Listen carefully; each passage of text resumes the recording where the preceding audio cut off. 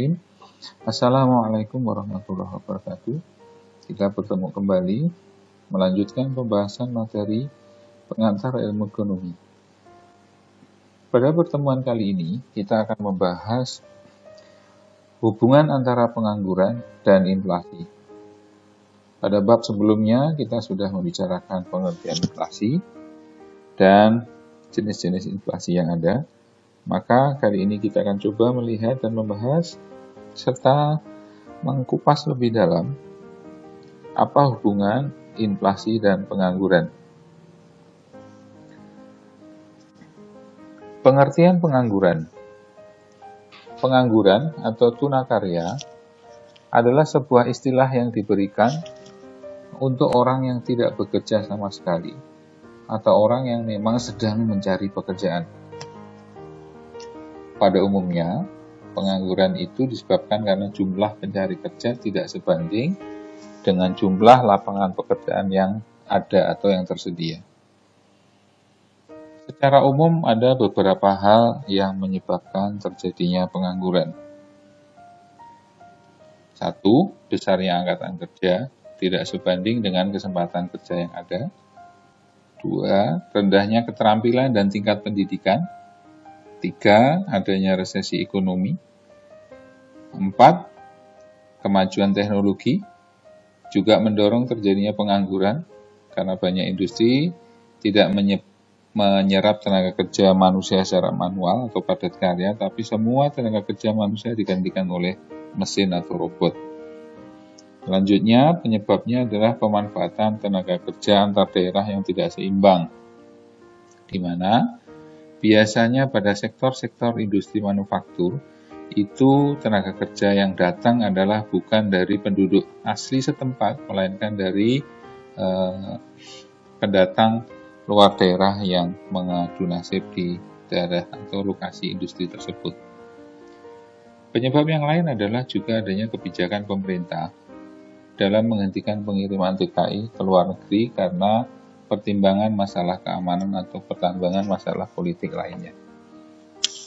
Kemudian kita lanjutkan apa saja jenis-jenis pengangguran berdasarkan penyebabnya.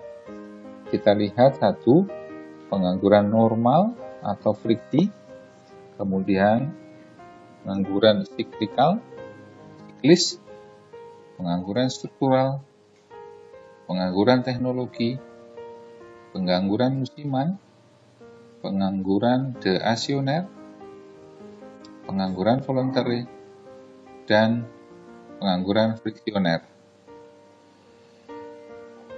Pengangguran normal itu adalah pengangguran sebanyak 2 atau 3% dari jumlah tenaga kerja full employment.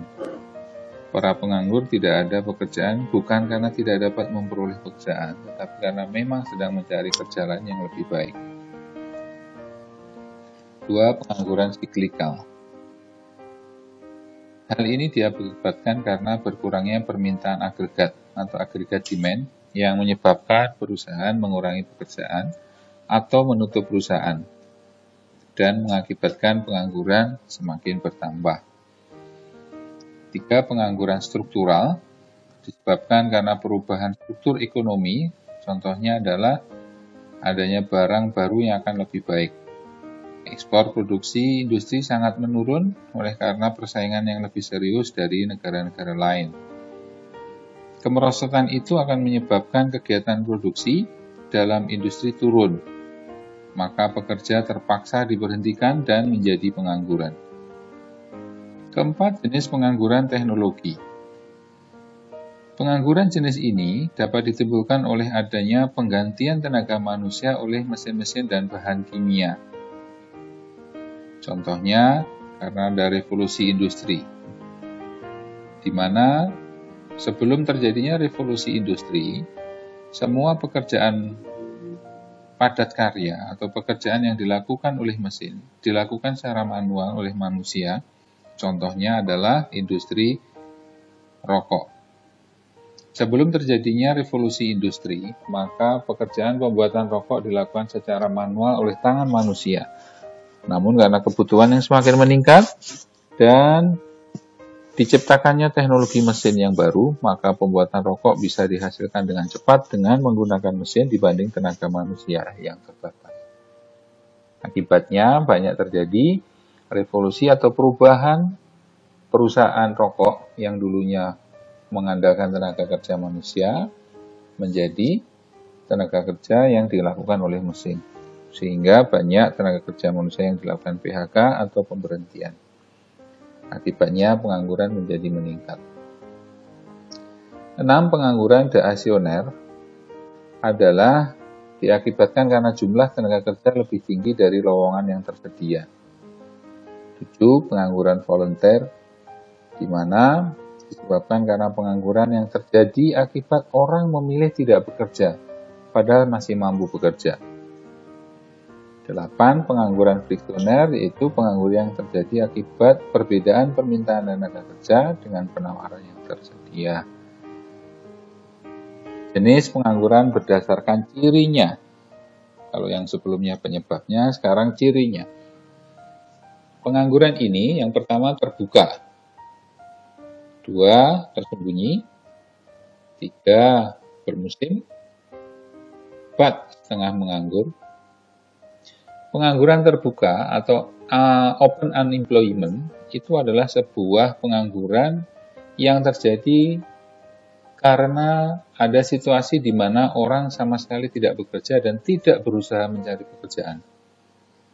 Pengangguran ini biasanya disebabkan oleh ketidaktersediaan lapangan kerja, ketidakcocokan antara kesempatan kerja dan latar belakang pendidikan, dan tidak mau bekerja. Untuk menghitung tingkat pengangguran terbuka ini, bisa dilakukan dengan rumus berikut.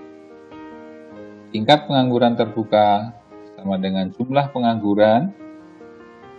pengangguran terbuka dibagi jumlah angkatan kerja dikalikan 100%. 2. Pengangguran tersembunyi atau disguised unemployment adalah sebuah istilah pengangguran yang terjadi karena tenaga kerja tidak bekerja secara optimal.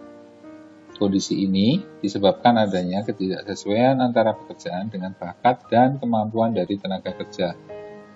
Dampak dari ketidakcocokan ini tentu akan berpengaruh pada produktivitas kerja dan penghasilan yang rendah. Contoh, seorang lulusan D3 pertanian bekerja sebagai sekretaris pada suatu industri perbankan. Sudah barang tentu yang bersangkutan tidak bisa menjalankan fungsi kesekretariatan dengan baik, sehingga akan menghambat proses kerja yang ada. 3. Pengangguran musiman adalah pengangguran yang terjadi terutama di sektor pertanian, perkebunan, dan perikanan. Pada musim hujan, contohnya, para penyadap karet dan nelayan tidak dapat melakukan pekerjaan mereka dan terpaksa menganggur.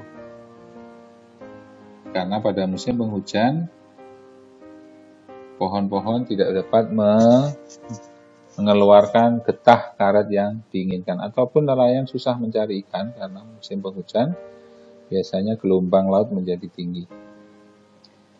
4.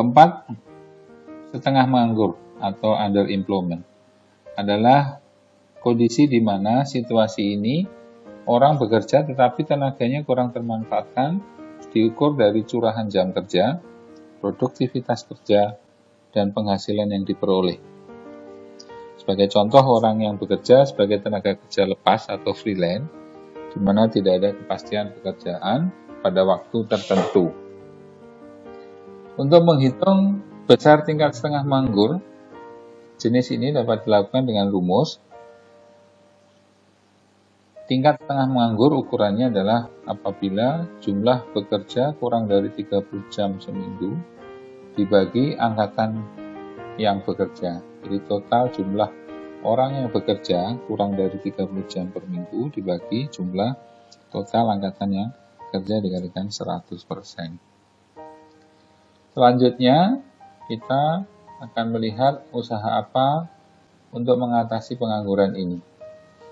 Pengangguran bukan suatu urusan yang mudah untuk ditangani.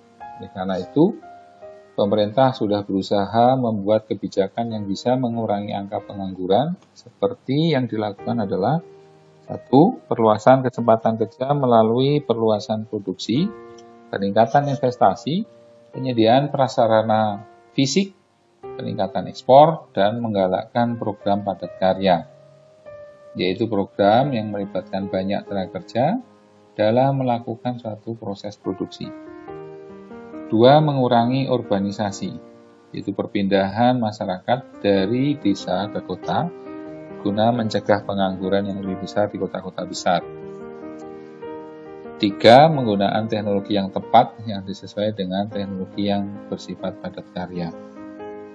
4. Memperbaiki mutu pendidikan yang menciptakan keseimbangan antara dunia kerja dan dunia pendidikan. 5. Pengendalian laju pertumbuhan penduduk melalui program keluarga berencana atau KB. 6. Penyediaan informasi tentang kebutuhan tenaga kerja melalui kerjasama dengan perusahaan dan kampus dalam melaksanakan kegiatan job fair dan magang. Demikian pembahasan hubungan antara pengangguran dan inflasi pada bagian pertama. Kita akan lanjutkan pembahasannya pada bagian selanjutnya.